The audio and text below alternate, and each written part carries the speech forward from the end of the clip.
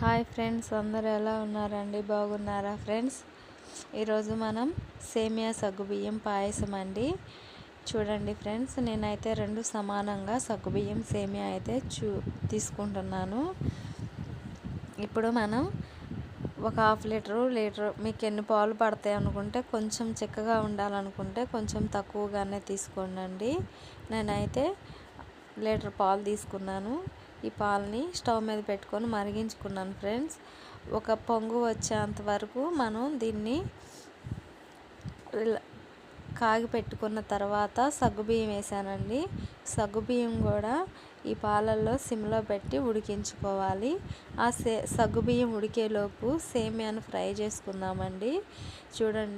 చూడండి ఫ్రెండ్స్, నేనైతే సేమియా వేసుకొని అలాగే ఇందులో కొంచెం నెయ్యి వేసుకొని ఫ్రై చేసుకుంటున్నానండి.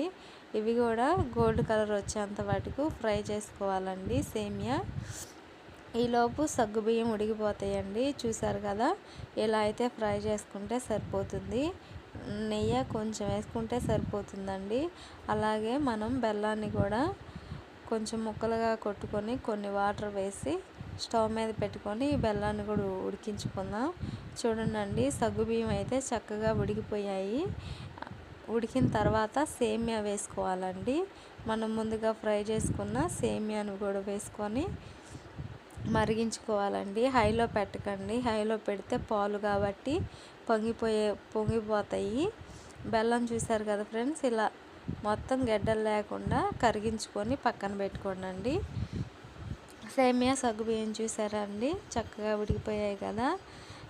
నేనైతే డ్రై ఫ్రూట్స్ లేని పక్షంలో ఇలా ఎండి కొబ్బరి పల్లీలతో అయినా మనం చేసుకోవచ్చండి. నేనైతే కొన్ని పచ్చి కొబ్బరి ముక్కలను తీసుకున్నాను, చిన్నగా సన్నగా కట్ చేసుకున్నానండి. వీటిని కొంచెం నెయ్యి వేసి ఇలా ఫ్రై చేసుకోవాలండి. కొంచెం గోల్డ్ కలర్ వచ్చేంత వరకు ఫ్రై చేసుకోవాలి. మీరు డ్రై ఫ్రూట్స్ ఉంటే డ్రై ఫ్రూట్స్ వేసేసుకోండి, లేదు అనుకుంటే ఇలా అయినా చాలా సూపర్ టేస్టీగా ఉండిద్దండి. చూడండి, నేను కొన్ని పల్లీలు కూడా వేసి, వేయించిన పల్లీలే పొట్టు తీసేసి చక్కగా ఈ పల్లీలను కూడా లైట్గా ఫ్రై చేసుకొని పక్కన పెట్టుకోవాలండి. సేమియా సగ్గుబియ్యం ఉడికిపోయాయి కదండి. నేను యాలకులను దంచి వేసుకున్నానండి.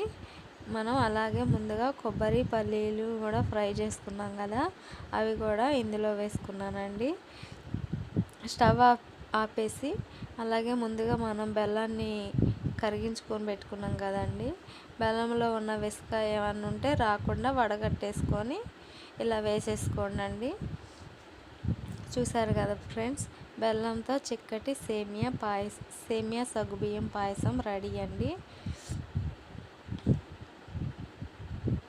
ఒక్కసారి ఇలా ట్రై చేసి చూడండి. ఎప్పుడు మనం డ్రై ఫ్రూట్స్ వేసి అలా చేస్తాము, అది చాలా బాగుండిద్ది. కానీ ఎండి కొబ్బరి అలాగే పల్లీలు వేసి అందరూ చేయరు ఫ్రెండ్స్, కానీ ఇది కూడా చాలా సూపర్ టేస్టీగా ఉండిద్దండి. చూడండి, ఓ బౌల్లో వేసుకొని సగ్గుబియ్యం సేమియా పాయసం రెడీ అయిపోయినట్టే.